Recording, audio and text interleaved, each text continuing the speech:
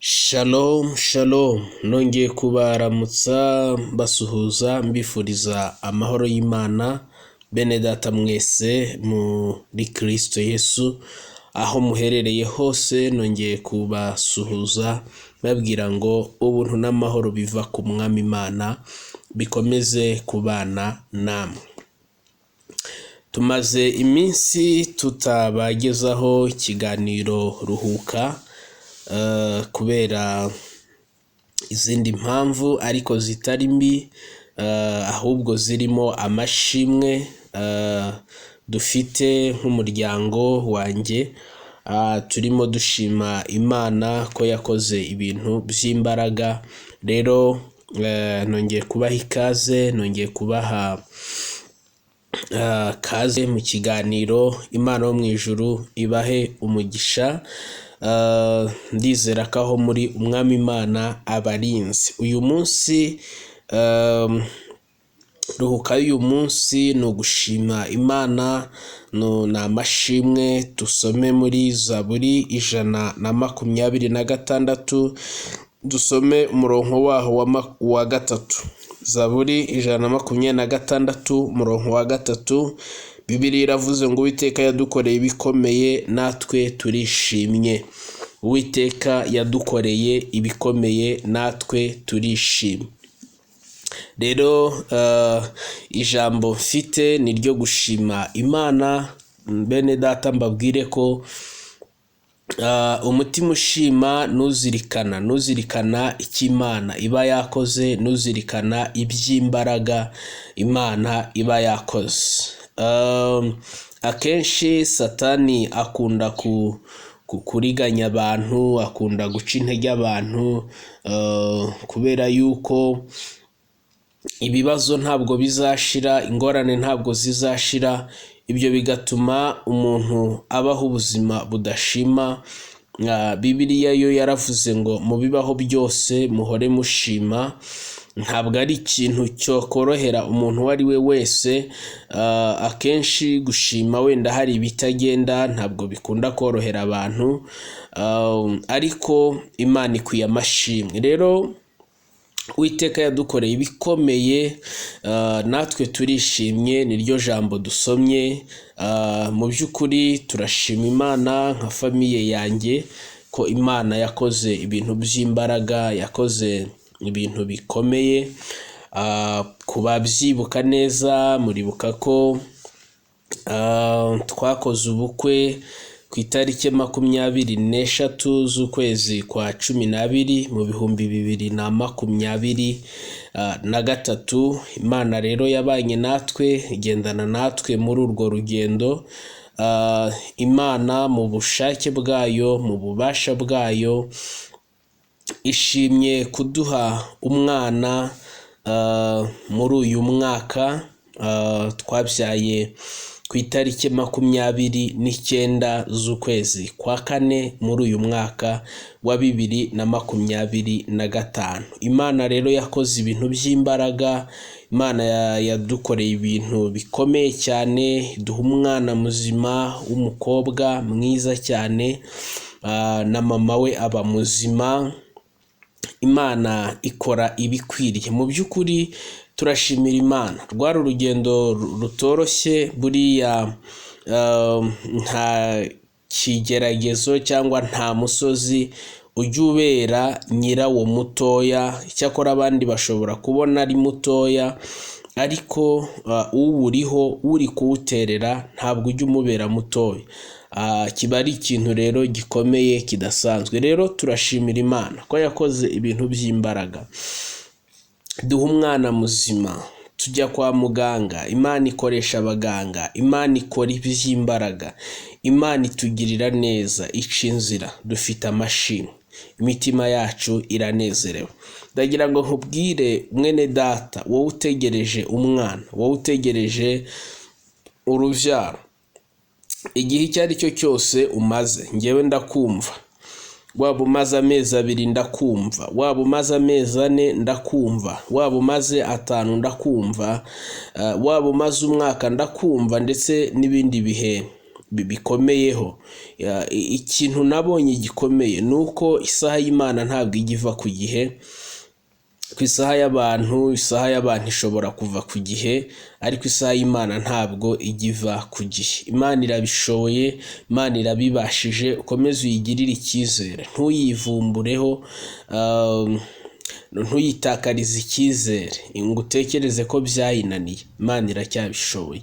Ndagusengera, ndagusabira ngo wowe umaze igihe utegereje urubyaro, wowe umaze igihe utegereje umwana, Imana y'amahoro ikugirire neza. Imana y'amahoro ikwiteho, ikemura icyaba nk'ikibazo cyaba gihari. Imana yo mu ijuru iguhe guseka, iguhe gutwenga, iguhe indi nkuru, iguhe umunezero, nawe unezerwe, kubera ko Imana irabishoboye, Imana irabibashije. Dufite ubuhamya bw'abantu benshi Imana yagiye ikorera igitangaza, Imana yagiye ikorera ibintu binini. Hari abuzi, hari nanjye abonzi, abo bose Imana iba yagiye ibikora kugira ngo ikubwire ngo niba mbikoreye uriya, nawe ibyawe ndabishoboye, nabikora, ntabwo byananira. Ibikubwiye ngo komeza uyigirire icyizere. Ikintu gituma Imana ishaka ko dushima ni ukugira ngo na ba bandi batizera, ba bandi bari guca mu bihe nk'ibyo twanyuzemo, cyangwa se abazabicamo, bazakomezwe n'ibyo Imana yakoze, bizababere urwibutso. Mwibuke Abisiraheli bambuka inyanja itukura, Imana yarababwiye ngo batore inzibutso mu isanduku y'isezerano. Hari harimo inzibutso, ibintu Imana yagiye ikora, ni ukuvuga ngo bitume na ba bandi bazaza b'ibinyejana bizaza bazamenye ko Imana ari nyamaboko, bazamenye ko Imana ishoboye. Hari abantu bajya biyumanganya gutanga ubuhamya bagaceceka, ntibavuge ibintu bikomeye Imana yakoze. Ariko ndakubwiza ukuri, iyo umuntu yumvishe ko hari undi waciye mu bihe nk'ibyo ari gucamo, ariko Imana ikabibanamo nawe, arakomera, agira umutima ukomeye. Rero iyo ucecetse ntuvuge ibyo Imana yakoze, hari icyo uba ukoze kitari cyiza, kuko wa muntu byari kubohora, wa muntu byari kurokora, ntabwo aba agezweho na mesaje. Ntabwo Imana ibikora kugira ngo uceceke. Niyo mpamvu nanjye nanze guceceka, niyo mpamvu nanjye nanze kwiyumanganya.